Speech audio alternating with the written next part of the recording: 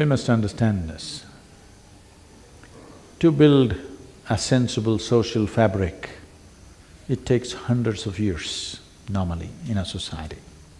To build a culture where every kind of life, every kind of human being finds reasonably equal opportunity, it takes a long time for a society to structure itself.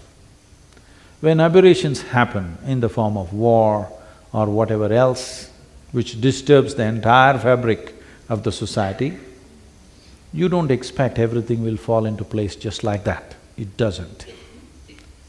This is not just true of this society, this is true of every society in the world. Because we must understand this, every transaction we make in the world, if you profit, somebody else loses. If they profit, you lose. This is the nature of every transaction.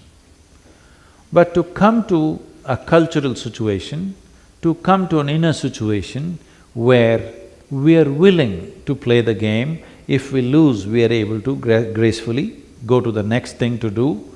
To come to this place, you need a social fabric. Individual human beings can come to this within themselves, but for the larger society to manifest that, it will take its own time. How quickly can we make it happen is the question.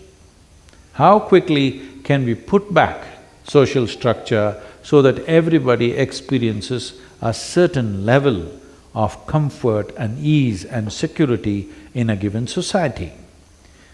This depends on many things.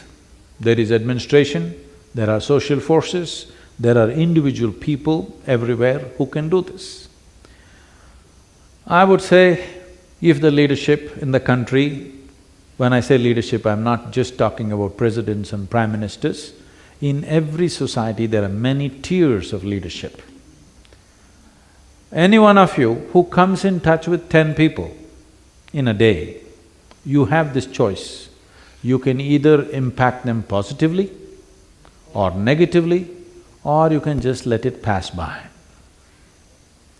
So, if we start a social movement where everybody strives to impact everybody positively, whoever comes in touch with me, today I make sure that I impact them positively, then there is a sense of ease. When there is no sense of ease, people will do extreme things, always. People should come to a certain sense of ease. First thing is, there is an assurance of physical well-being. First thing is protection to life, a certain assurance of food and shelter, then other aspirations of education and social equality and all that stuff. I think the nation is largely working towards that. I think in this, it'll be very good for Uganda. See, we have always thought of nations means their unassailable borders. It is not so. I'm saying, we can be thousands of miles away, but we can form nations together and grow together. This is a time, these are times of collaboration, these are not times of competition. World prospers, industry prospers, business prospers, individual human beings prosper only by collaboration, not by working against each other. So I would say, it'll be wonderful if culturally, where there is certain significance, culturally where there is certain coherence, if nations collaborate, I believe East Africa is trying to collaborate with each other. Similarly, a larger collaboration you can do, because thousands of years of collaboration has happened between India and Eastern Africa. I think this collaboration should grow, where both the people will benefit. Any relationship is sustainable only if both the parties are benefiting. We must always set it up this way, because if it's an exploitative relationship, it will not last long. Whether it's marketplace or marriage, it must be beneficial to both, otherwise it won't work, isn't it? So, setting up such relationships is vital, because why I'm saying India and Eastern Africa is, This is one thing about India. We have been an occupied nation for over 1,000 years. This is the only and only nation on the entire face of this earth where after 1,000 years of occupation, we have still retained our culture. We've still retained our languages, we've still retained our literature.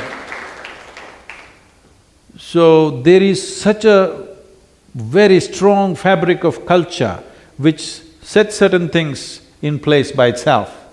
It's important that one collaborates together so that similar structures can be built here so that people can have that sense of security and comfort for a long period of time.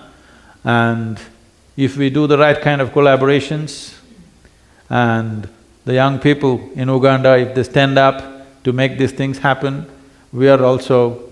I am willing to invest a certain amount of time towards this. If we take this in a certain way, it is possible. Already I feel the leadership here has done a wonderful job from where it was to where it is today. But you must understand, leadership can do only that much. It's the people. It's the people who have to take it up. If this is our nation, we have to make this happen. If this spirit does not come in us, if only spirits from the bottle are going into us, the spirit should rise from within us, it should not be going into us, isn't it? There is a spirit here, this must rise.